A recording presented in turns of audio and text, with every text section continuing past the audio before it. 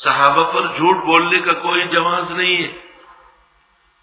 تو جس آدمی نے کہا ہے کہ عثمان نے خلافت کی بنیادیں کمزور کی اور عثمان کی غلط پالیسیوں کی وجہ سے مسلمانوں کو اپنے طرز کی حکومت نصیب نہیں ہوئی، اور عثمان نے خاندان کے لوگوں کو سرکاری عہدے تقسیم کیے، اور عثمان نے بے احتیاطی کی اور معاویہ پر 40 کے قریب تہمتیں لگائی، اس کتاب کا نام خلافت و ملوکیت نہیں ہے، اس کا نام ہے کتاب العفق، کتاب العفق۔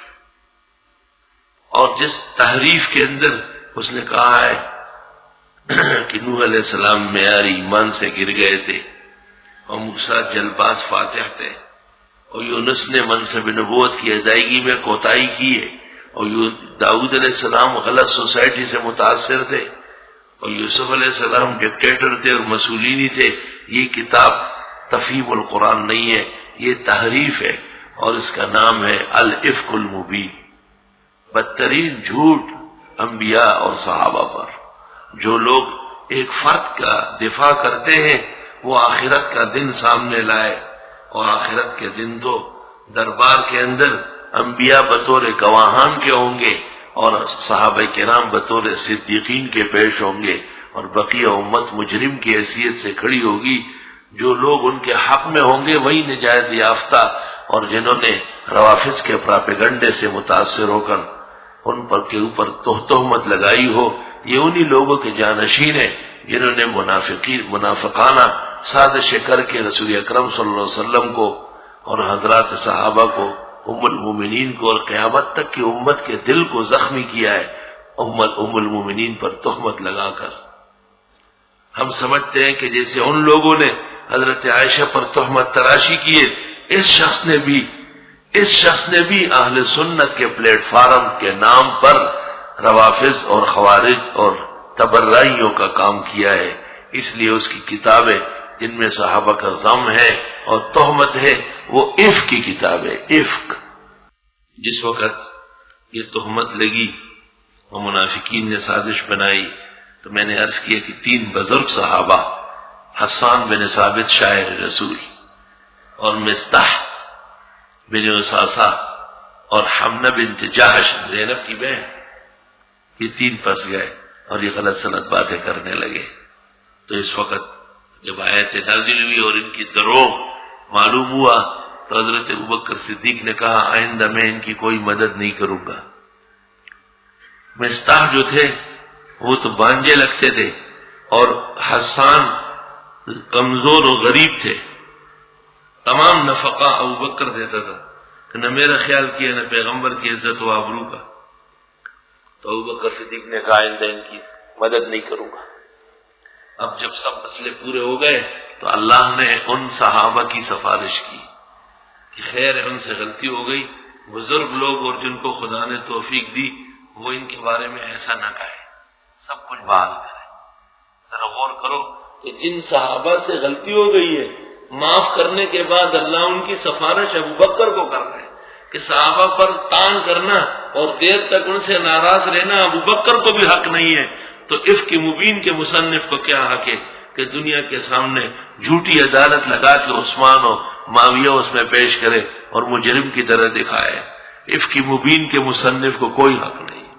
موافق و مخالف جمہور مفسرین متفق ہے کہ آیت ابوبکر کے بارے میں نازل ہوئی، نقص میں کھائیں بزرگ لوگ تم میں سے اور مال والے، ایوتو اولی القربہ، کہ نہ دے رشتہ داروں کو، یہ مصطح بان جاتا، والمساکین، اور ناداروں کو، حسان نادار تھے، والمہاجرین فی سبیل اللہ، اور یہ سب مہاجر بھی تھے، ولیعفو درگزر معاف کرے، ولیصفحوا درگزر کرے، الا تحبون ان یغفر اللہ لکم، آیا تم پسند نہیں کرتے کہ اللہ تمہاری بخشش کر لے؟ ذرا جگہ کو دیکھو، ابوبکر کو سمجھا کے کہا ان کو معاف کرو میں تمہیں معاف کر دوں گا۔ تو نتیجہ کیا نکلا کہ جو صحابہ کو معاف نہ کرے اللہ ان کی مغفرت نہیں کرے گا۔ اس لیے احمد علی لاہوری نے کہا تھا امریکہ کا ایجنٹ ہے اور امریکہ میں مرے گا۔ پہنچی وہیں پہ خاک جہاں کا خمیر تھا، وہیں جا کے مرا۔ 5 دن کے بعد لاش آئی، اور بیشتر فقہا کا کہنا یہ کہ 3 دن کے بعد جنازہ نہیں ہوتا۔ تو میں جنازہ پڑھتا ہوں ہجرہ کے اندر اس منفوخ اور مفسوخ چوہے کا، اللہ اکبر، شابش شابش، بڑا زبردست جنازہ ہو رہا ہے۔ ایسے آدمی کا جنازہ پڑھتا ہوں جس کا جنازہ ہوتا ہی منفوخ اور مفسوخ۔ چوہا جب پھٹ جائے اور پھول جائے تو اس کے احکام میاں کے تبدیل ہو جاتے ہیں۔ یونزع البیر، پورا کنواں خالی کرنا پڑے گا۔ کیوں؟ عمر بر صحابہ اولیاء امت انبیاء کو داغدار کرتا تھا، تو آخر وقت میں اس انجام کا ہوا۔ الا تحبون، یا تم چاہتے نہیں، ان یغفر اللہ لکم، کہ معاف فرمائے اللہ تعالیٰ تم کو، واللہ غفور الرحیم، اور اللہ بخشنے والا رحم والا ہے۔ یہ آیت نازل ہوئی تو ابو بکر رونے لگے اور کہتے تھے یا رب انی احب ان تغفر لی، بالکل میں ضرورت ہے مجھے کہ آپ میری مغفرت کریں، اور مصطح کو، حسان کو سب کچھ بات کر دیا، سب کچھ بات۔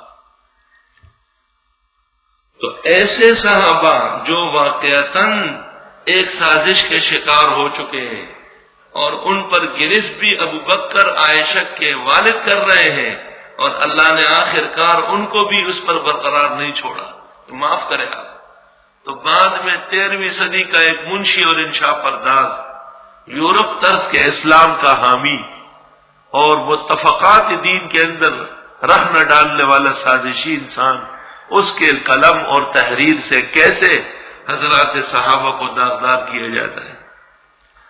ان الذين يرمون المحصنات الغافلات المؤمنات، بے شک وہ لوگ جو تہمت لگاتے ہیں پاک دامن بے خبر مسلمان عورتوں پر، لعنوا فی الدنیا والآخرہ، ملعون ہے وہ دنیا و آخرت میں، دنیا و آخرت میں ان پر لعنتیں ہو رہی ہے۔ وَلَهُمْ عَذَابٌ عَظِيمٌ، ان کے لیے عذاب ہوگا بڑا۔ یوم تشہد علیہم السنتہم، جس دن گواہی دے گی ان کے خلاف ان کی زبانیں، وَأَيْدِيهِمْ، اور ان کے ہاتھ، وَأَرْجُلُهُمْ، ان کے پیر، بما كانوا يعملون، بسبب ان کے اعمال کے۔